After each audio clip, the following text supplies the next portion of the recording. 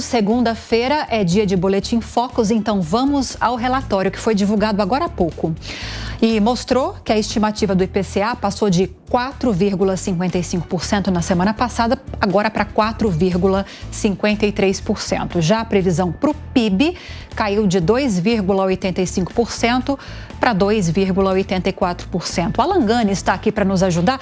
Me parece uma mudança muito sensível, quase uma estabilidade, né, Gani? Nos dois sentidos. É, uma mudança marginal, uma oscilação técnica. Agora, de qualquer modo, essa pequena redução na projeção de inflação é uma boa notícia. Significa que as expectativas estão mais ancoradas. E o Banco Central, ele leva muito em conta as expectativas para realizar a política monetária. Então, pelo menos, não vai atrapalhar o trabalho do Banco Central na redução da taxa Selic.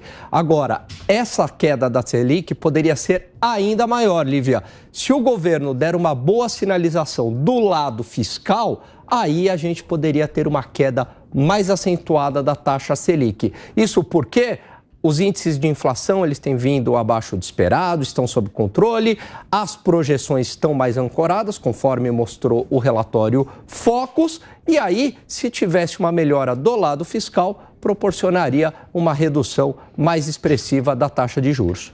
E faltou eu falar do PIB. Eu acredito que o governo deva estar preocupado, por mais que seja uma mudança bem pequenininha, como você explicou, mostra que aqueles 3,2%, 3% do PIB para 2023, possivelmente não deve se concretizar. Não deve. Provavelmente a gente vai ter decréscimo do PIB no terceiro TRI e um ligeiro crescimento no quarto TRI.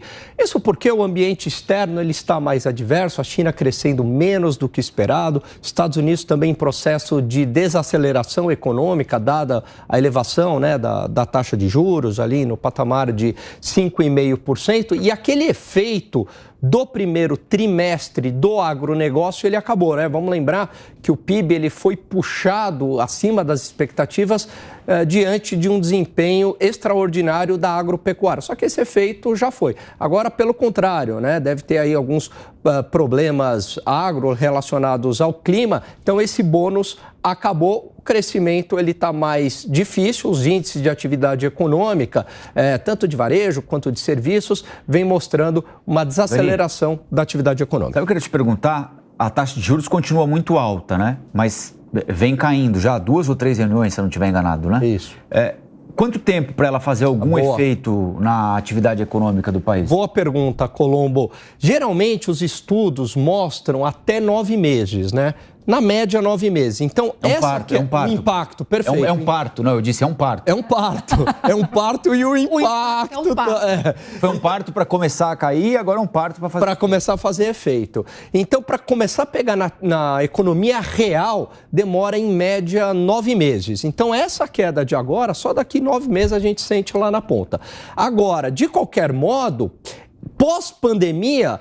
Por alguma razão, né, mudou essa dinâmica de inflação, já se fala em 13 meses, 13, 14 meses. Está demorando ainda mais para fazer impacto lá na ponta. Então, tanto na alta quanto na queda. Então, a redução da taxa de juros pode demorar até 1 ano para começar a fazer efeito. Por isso que a gente não tem essa sensação, né? De, opa, peraí, os juros estão caindo, mas a atividade econômica não reage na mesma proporção. Vamos ouvir os nossos analistas a respeito desse resultado do Boletim Focus. Amanda e Dantas, começando pela Amanda. Nós chegamos agora ao quase final de 2023, muito possivelmente com alívio ou preocupação por parte do governo na seara econômica, levando-se em consideração esses e outros dados econômicos. O que se torna mais premente ainda que a agenda estipulada, imposta aí por Fernando Haddad, siga e flua até o final desse ano, né? Tem um mesinho, menos de um mês, na verdade, se a gente for considerar em tempo útil antes do recesso parlamentar, para Haddad aprovar uma série de projetos importantes na pauta econômica, a reforma tributária que voltou para a Câmara, a taxação de fundos offshores e exclusivos e apostas esportivas que deve ocorrer entre terça e quarta-feira, amanhã e depois de amanhã no Senado, e na Câmara a MP 1185 que trata da subvenção de ICMS, para pelo menos dar uma sinalização mais positiva para a economia. Mas veja como o cenário se inverteu. A gente tinha um grande ânimo em relação ao PIB, com todas as previsões aí se aproximando dos 3%, e aí nesse final de ano você tem um recuo da atividade, como o Alan já descreveu aí muito bem, do varejo varejo de serviços, você tem uma pequena desaceleração dessas atividades, indicando um segundo semestre mais fraco e, por outro lado, você também tem um recuo da inflação. Então, no sentido da inflação, claro que é uma boa notícia, porque abre espaço para o Banco Central continuar na sua tarefa de reduzir os juros, se a política fiscal do governo permitir, claro, mas, por outro lado, impõe mais um obstáculo ao nosso crescimento. Aliás, esse obstáculo está colocado no mundo, né? A China também teve uma desaceleração importante, a gente tem aí 2 guerras em curso, o mundo lidando com taxas de juros ainda muito elevadas nos Estados Unidos, na Europa, agora que você começa a ter um estancamento dessas taxas de juros e, quem sabe, um recuo a partir, provavelmente, no ano que vem, mas, por enquanto, a gente ainda enfrenta uma situação econômica mundial mais adversa. E é claro que isso tudo impõe esses obstáculos aí para o Brasil, dificuldades, e isso está no centro da agenda, porque a economia tem tudo a ver com popularidade do governo. É por aí, Dantas? Bom, inflação tem a ver com uma série de coisas, né? A gente tem de olhar o cenário externo, e aí o petróleo chegou aí na semana passada a mínima em 4 meses, né? Então nós temos uma queda do valor do petróleo, que naturalmente impacta nos combustíveis de uma maneira geral, e isso impacta em toda a cadeia produtiva, na própria cadeia logística do país, e isso vai naturalmente fazer um impacto de restrição dessa inflação, né? De uma queda da inflação, melhor dizendo.